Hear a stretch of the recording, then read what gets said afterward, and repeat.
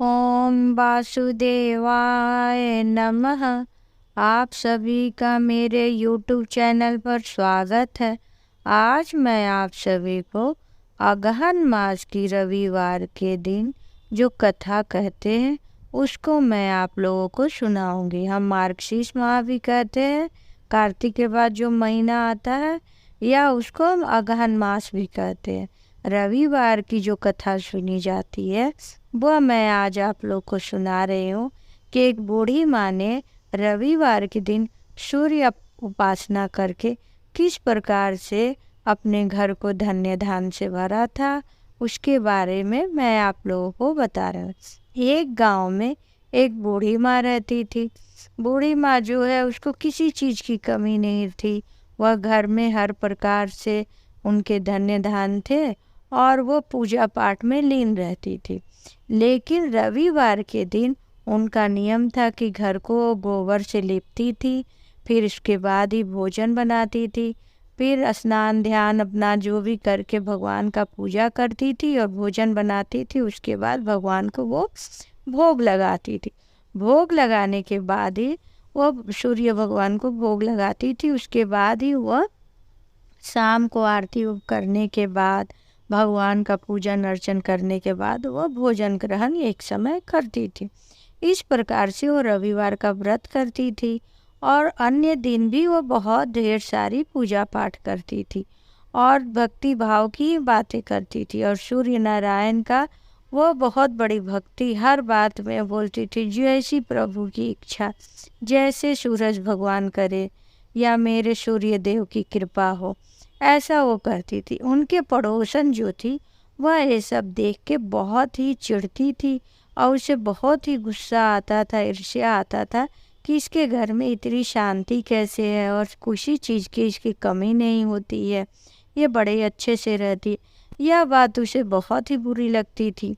एक समय की बात है कि बूढ़ी माँ जब रविवार को वो गोबर लेने उसके घर है, क्योंकि बूढ़ी माँ के घर गाय नहीं थी, तो वो अपने पड़ोसन के घर आती थी रविवार को गोबर लेके जाके, पहले घर को लीप के उसके बाद स्नान ध्यान करके भोजन बनाती थी, फिर भगवान का भोग लगाती थी, पूजा करती। यही दिनचर्या था।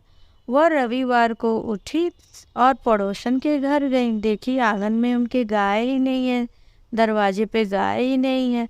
फिर वो मायूस होकर घर आ गई, क्योंकि उस दिन जो पड़ोसन थी ईर्ष्यावश गाय को अपने घर में बांधी थी। यह वो समझ रही थी बात, लेकिन बूढ़ी माँ ने कुछ ना बोला। घर आई, ना उसने आंगन लीपा, ना भोजन बनाई और ना कुछ। वो भगवान का पूजा कर ली, कुछ भोग भी ना लगाई, खुद भी ना खाई, वैसे ही सो गई। अब निराजल निराहार वो भोजन बिना किए हुए उस दिन रह गई। तो सूर्य भगवान का उपासना उस दिन उसने एक तरह से निराहार रह के कर लिया। रात्रि में भगवान बड़े प्रसन्न उस पे हुए थे और बूढ़ी माँ के स्वप्न में दर्शन दिए और बोले कि क्या बात है, आज तुमने भोग ना लगाई, ना तुम ही कुछ भोजन ग्रहण की, क्या बात है। तो बड़े मायूस होकर बूढ़ी माँ कहने लगी, हे प्रभु, मैं आपकी दासी हूँ, मैं आपका नित्य पूजन करती हूँ उसे विधि विधान से, लेकिन आज मेरी पड़ोसन ने गाय को अपने घर के अंदर छुपा लिया था, इसलिए ना मुझे गोबर मिली, ना मैं घर को लीपी, ना ही मैं भोजन बनाई और ना ही आपको भोग लगाई, ना स्वयं खाई। वो भगवान से हाथ जोड़ के सारी बातें बताई। तो भगवान बोले, सूर्य नारायण बोले, आप चिंता ना करो बूढ़ी माँ, मैं आपको एक गाय दूंगा जिसकी आप सेवा करना। ऐसा कह के वो अंतर्ध्यान हो गए। जब बूढ़ी माँ सुबह उठी, वो सपने के बाद सोच रही थी, पता नहीं वो स्वप्न सच है या झूठ है। ऐसा सोच के वो बाहर निकली तो उसने अपने बाहर आंगन में दरवाजे पे देखा कि अरे, यहाँ तो एक बहुत सुंदर गाय बंधी हुई है।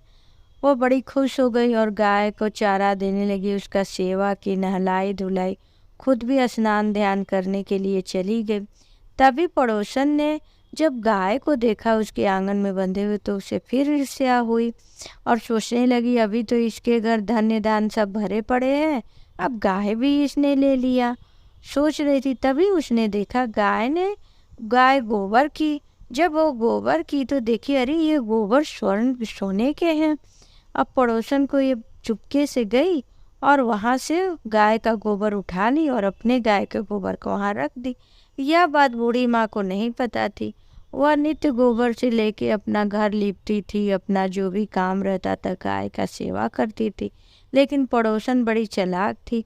वह रोज़ सुबह उठ के ऐसा करती थी कि जैसे गाय गोबर देती थी वह उठा लेती थी, और यह बात बूढ़ी माँ को बिल्कुल पता नहीं था।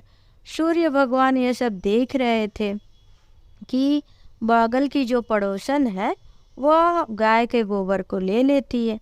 उस दिन उन्होंने एक आंधी बहुत तेज चलाई, बहुत तेज आंधी आ रही थी। तो बूढ़ी माँ ने गाय को अंदर ले जाके बांध दिया कि आंधी में मैं बाहर कैसे गऊ माता को छोड़ूं। अंदर ले गई तो दूसरे दिन जब उठी तो उसने देखा, अरे ये तो स्वर्ण का गोबर की है। तो फिर वह रखने लगी और उसके घर और धन्य धान्य बढ़ने लगे और उसका मकान बड़ा हो गया होगा। ये सब चीज़ें देख के उस पड़ोसन को रहा नहीं गया। वह बहुत ईर्ष्या में भरी रहती थी कि मुझे स्वर्ण नहीं मिल रहा, अब तो वही ले रही है।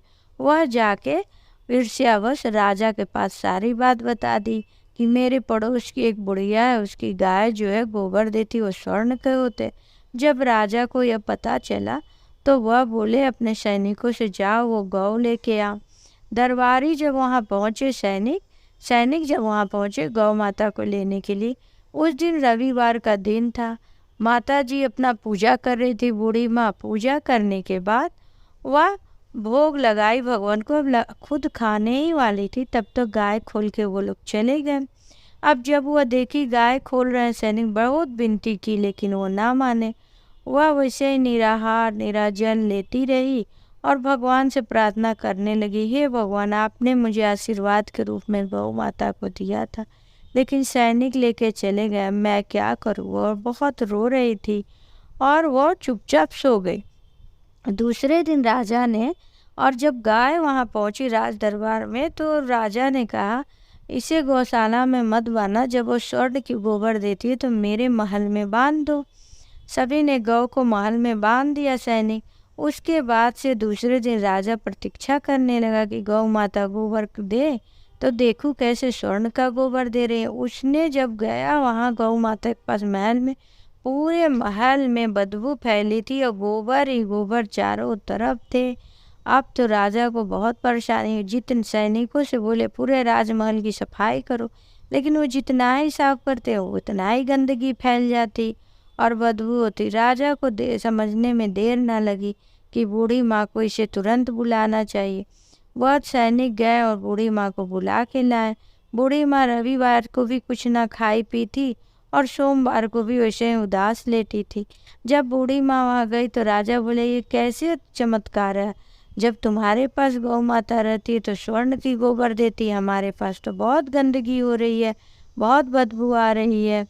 तब बूढ़ी माँ ने सारी बातें बताई राजा को कि कैसे मेरी पड़ोसन ने एक बार नहीं दिया था गोबर, फिर सूर्य देव ने मुझे आशीर्वाद के रूप में गाय दिया, और कैसे यह स्वर्ण की गोबर चुरा लेती थी, फिर एक बार ऐसे हुआ। सारी बातें बताई। राजा को समझ में आ गया कि यह गाय माता सिर्फ उसी बूढ़ी माँ के घर ही स्वर्ण की गोबर देंगी और कहीं ना देंगी, क्योंकि सूर्य नारायण ने इन्हें आशीर्वाद के रूप में गौ माता को दिया है।